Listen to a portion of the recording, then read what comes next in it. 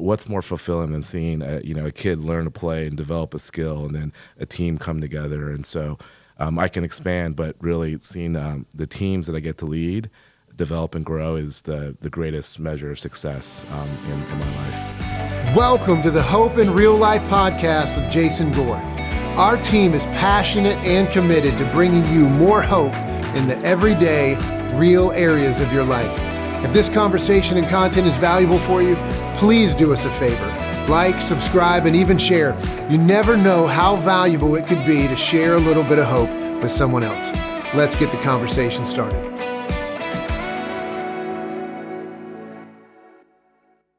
Well, hello, and welcome back to another episode of the Hope in Real Life podcast. I could not be more excited to be here this week with, truthfully, not only someone who's been incredibly successful in life, but also a good friend, Mr. Chris Truong. And so welcome to the show. Welcome to the episode. We are going to be talking this week about how to be successful in the marketplace.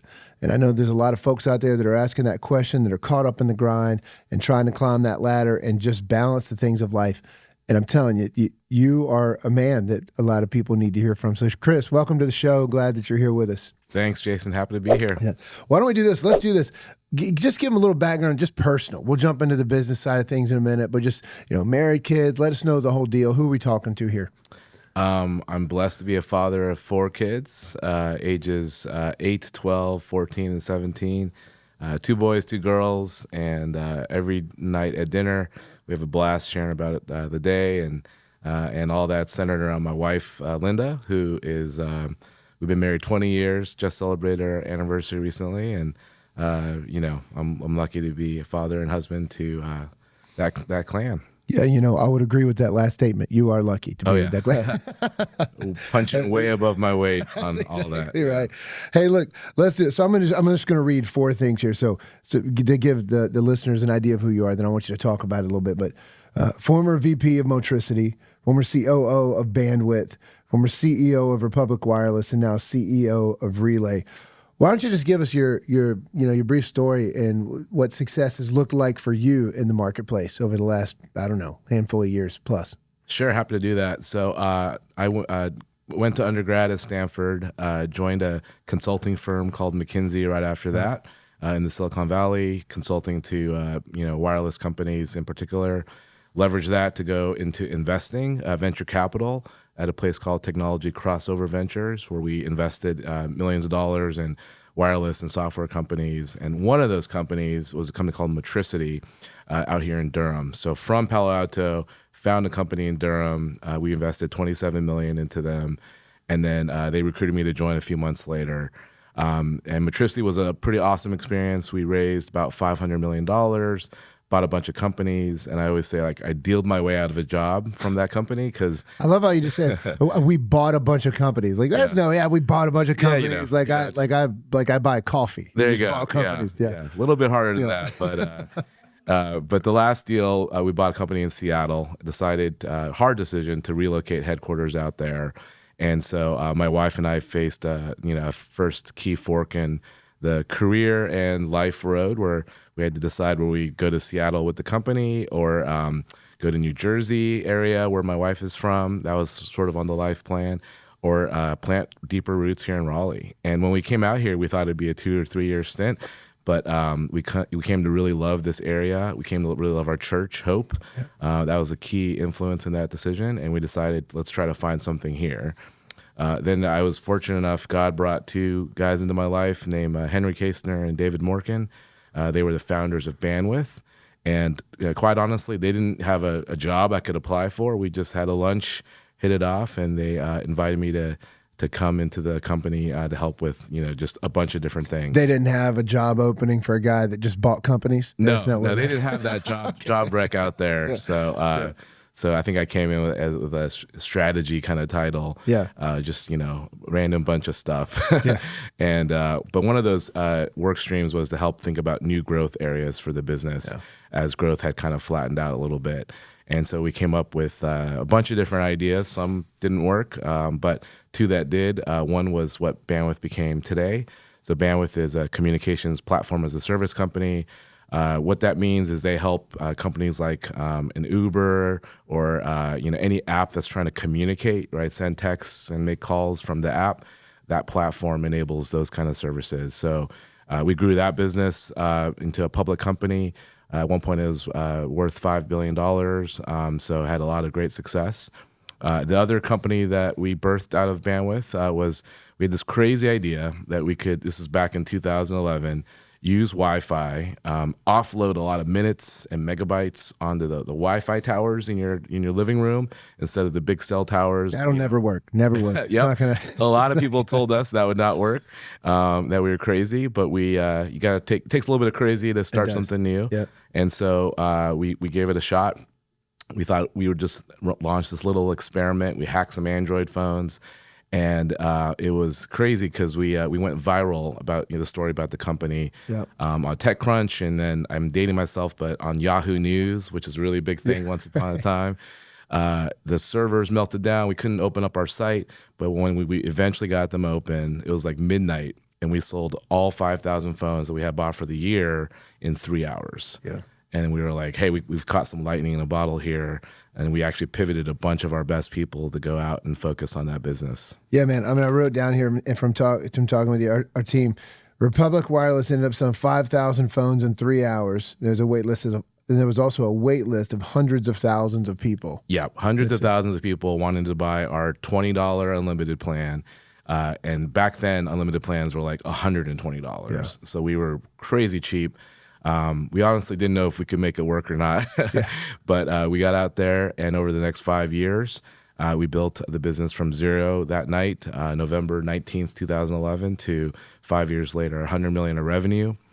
We were Consumer Reports' top prepaid carrier for a couple of years in a row, and serving hundreds of thousands of consumers, saving them millions of dollars in their personal budgets all across the country. Yeah, I mean, that's adding value to people's lives too. And you're saving them money, different way, and completely disrupting the market. That's exciting. And then from Republic, now you're a CEO of a company called Relay. Yeah. And talk to us just about that, just for a moment, and what that transition was like and what Relay is all about. Yeah, so we grew Republic to 100, but then it became tough to grow because Sprint and T-Mobile got into a big old price war. If you know, Sprint had to join up with T-Mobile. They couldn't survive that, and it became hard for smaller companies like us to continue to grow and survive. So we focused the business on profitability. We use those cash flows to then invest in research and development of a new product that we call Relay. And Relay was really centered on an idea that not every interface should be that rectangular piece of glass that we all look at called the smartphone. Yeah. That a screen-free interface would be better for certain kinds of people and use cases. The best examples that aren't Relay are Amazon Echo, Google Home, Siri, right? Where you're talking to the cloud, not just looking at a screen. Right. And so we thought about really two segments that could benefit from this.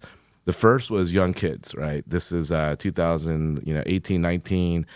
Screen addiction was a big thing in the world, and we all had young kids who were kind of getting to that age, and we didn't want to give them an iPhone, right? We didn't want to give them another thing to be. I mean, I can speak to this one directly. We were product owners of Relay because when my kids are now, they're 15. They do have phones now, and of course I heard for years, we're the only people on the planet that are our age that don't have smartphones. Yeah. Good. That's on purpose.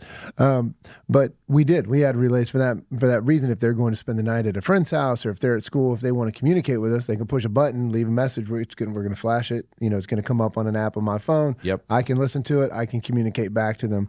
They don't have a screen. I don't have to worry about other people getting to them or what it is that they're getting to. So phenomenal product. Thank you. Yeah. Well, and that launched with great success. We got into 1,000+ Target stores.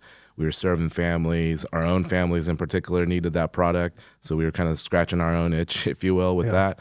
But, along the way, all these frontline businesses, which was the other market opportunity that we had on our whiteboard, they started coming to our website, our cute kid website, which had no business marketing at all, and saying, how do I buy 50 of these for my housekeepers, or 20 for my security team, or 100 for my cleaning or warehousing teams, right? And so the second opportunity that we had on the whiteboard, we realized was actually an even bigger need in the world because it's not really a commonly known thing, but The walkie-talkie market is still a multi-billion-dollar industry, and frontline workers, think housekeepers, think warehouse workers, aren't allowed to use smartphones on the job. Right. And so they're not connected to the cloud. So can you imagine how less productive you would be if you didn't have your smartphone every day in your job?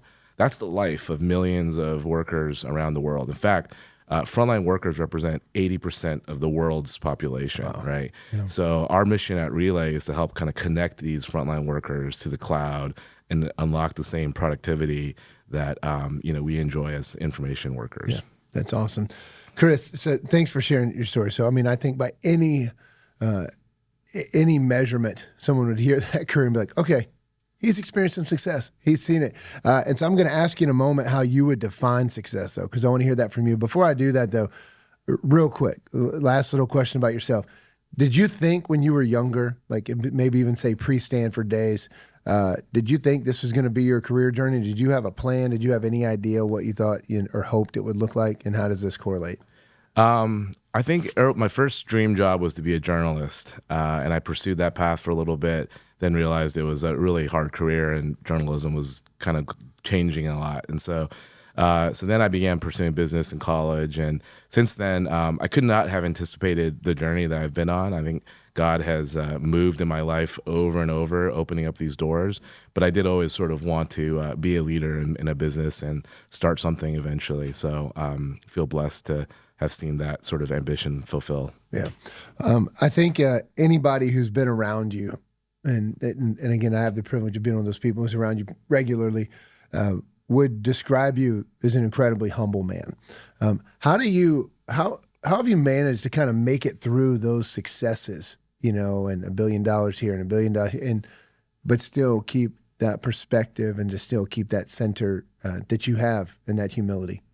Well, I think it starts with just realizing through my faith that it's not by my own ability or will that these successes come. It's really trying to be obedient to God's will. And so we would need a whole 5-hour podcast to go through every story, but almost every time I made a plan, God had something better. Every time I was chasing a particular door willfully, God closed it and opened up something better. And so I think that's really the first key to answer that question. Okay. And you asked about how do I define success? Yeah. And so while there's business measures, right, like millions of revenue or X% growth, or each of the companies that I referenced, Matricity, Bandwidth, and Republic, were valued at $1 billion at one point or more. And those are sort of some of the metrics that we look at as business people. But honestly, what probably drives me more in terms of success is seeing others grow, right, in their careers around, the businesses I get to be part of. Like you, I'm a coach at heart. I'm a basketball coach outside of work. Yeah. And what's more fulfilling than seeing a kid learn to play and develop a skill, and then a team come together? And so I can expand, but really seeing the teams that I get to lead develop and grow is the greatest measure of success in my life. We are going to take a brief break from our show to let you know about a resource that we are making available to you. If you're looking for a resource on personal development or spiritual enrichment, then you've got to check this out. Chris, listen, the Hope in Real Life app, it's a free tool. Now, free to our listeners. Free is good. It was not free for us to create, but free for our listeners, made specifically for anyone who's looking for a bit more hope in their everyday life. Listen to the features: daily devotions, parenting tips, financial resources, marriage insights. There's even a community where you can share prayer requests if you've got things going on in your life, and you can see and know that other people are praying for you. I need all that, by the way. Every single bit of it. Stay tuned. Keep looking for it. We'll have it out. But listen, tomorrow can be better than today, and hope is possible, even in real life. Let's get back to the show. And so I'll ask you a very similar question then, because that's how you define success, is seeing them. How would you define leadership to actually moving people in those directions from A to B? Yeah. So sometimes people think leadership is like strategies and, financial models, and it is some of those things. But for me, a simple principle I think about, and we've actually coined it at our company, it's a little cheesy. It does take some inspiration from Snoop Dogg. We call it BWIML, right? Something that maybe you might hear from Snoop. Yep. And so BWIML stands for best work in my life. And so as a leader, I think about helping my team achieve BWIML, right? And so what best work in my life could be, hey, I'm learning something new, I'm stretching and growing. It could mean I'm making a huge impact, even if I'm not learning. Or it can mean I'm working with a team that I just love, right? Ideally, it's all three of those things. But at Relay and all the companies I've led, our philosophy is, like, if you look back 12 months at any given point, you should have experienced BWIML in a moment, a project, hopefully a season. Right. Now, it's almost never the whole year, right? Life is not that easy or sunshine and rainbows. There's going to be tough times, maybe a lot of them. But if you haven't had one BWIML moment or season in 12 months, something's probably wrong. You're probably in the wrong job, the wrong company. Yeah. And so as a leader, if I can get 100% of my employees, my teammates experiencing BWIML, we will have success as a company, no matter the strategy, no matter the financial model. Yeah, that's great, man. That's great. Let's try to get real practical here for our listeners. So if someone's listening to this episode right now and they're thinking, man, how can I achieve success as in the marketplace? What advice would you give to them? And I know that's a wide open question, but I think that's the question a lot of people are asking. Like, how do I achieve success in the marketplace? What would you say to them? The word that comes to mind in any role, CEO or just starting out in your career, is relationships. Focus on relationships. And I think that this is why, the Christian walk is so complementary and foundational to business success, really, right? Yeah. Because it teaches so much about how to treat others and build relationships. And those same principles that you learn in the Bible are the ones that I think yield success in business. What do I mean by that? So whether you're dealing with a customer, an investor, an employee, ultimately, I know it sounds a little, motherhood and apple pie, but it's always just about people, right? Yeah. And if you can build connections, authentic connections with people, trusted connections with people, they'll want to do business with you. They'll want to mentor you. They'll want to work for you, right? And so a lot of people think about business as this cutthroat battle, right? Yeah. Winners and losers. Yeah.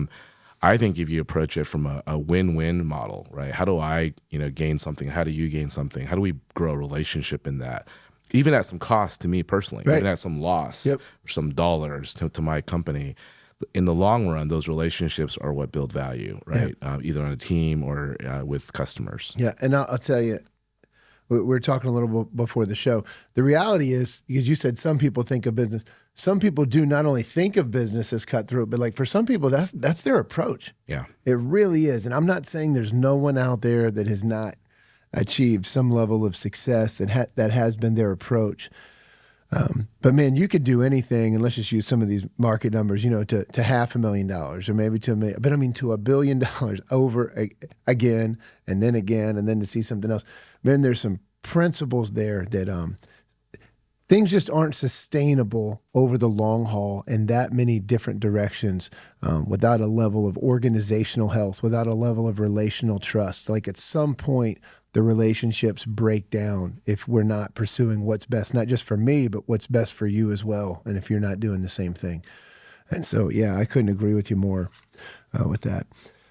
There's, I'll throw this in now. I didn't know, Fire away, my friend. There's in the Bible, which I know a lot of our listeners aren't necessarily reading the Bible every day, and that's great. We're here to bring hope to whomever we can. But in these books, 1st and 2nd Samuel, it talks about these three different kings. Essentially, you've got this king, Saul, and he's kind of a great king, but then kind of loses his way a bit. And then there's another king that's kind of up and coming in David. He's not king yet, but he kind of knows the throne is his one day.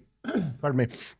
And so, but he handles himself the right way. Like he doesn't jump after it, chase after it before it's his time. And eventually he does move in. And then there's another king even after him, and Absalom, and he kind of has the wrong approach and is just going to, do whatever he can do to hijack the throne. I say all that to say, there's a lot of lessons that can be learned in approach to leadership and approach to what does it really mean to chase after that thing that's in front of us, or what some people would call success. While I know a lot of our listeners wouldn't sit down and read through all that in the Bible, there's a great book called A Tale of Three Kings, and we'll link to the show notes. But kind of what you're describing right now is realizing like, hey, there is a greater good. There's a way to focus on doing my job really well, but also recognizing like there's other things at stake and other things at play as well that are also important, that it's not just the bottom line. It's not just success. So we'll put a link there, and that I think could be a great resource. Yeah, that sounds great. I mean, just to amplify that point about relationships, right? Business is about ultimately transactions, but if you focus on the transaction and not the relationship, right? Like one sale, right, versus a multi-year relationship with a customer, for example, I think you don't build that long-term value that we've been able to build at Bandwidth and Republic and hopefully Relay to come here. It's investing in that relationship, that longer-term outcome that is critical, right? And even if you're new in a job and working for a manager, don't see it as just sort of completing A or B for that person, but how do you like really build trust in that relationship with that manager so that you can talk about your career and promotion paths and whatnot. So there's a lot of ways this manifests, but I think too many people are transactional versus relational. And as we grow our team, in a company, or if you're starting a company or starting a new team at where you work, that also manifests in building a sustainable work-life balance for your team, right? So some leaders are like, I'm just gonna like see people as a cog in a wheel. Right. I'm gonna maximize that cog and make this wheel go as fast as I can, and then move on, right? But to me, the greatest cost of a business is not any dollars or cents. It's actually attrition, right?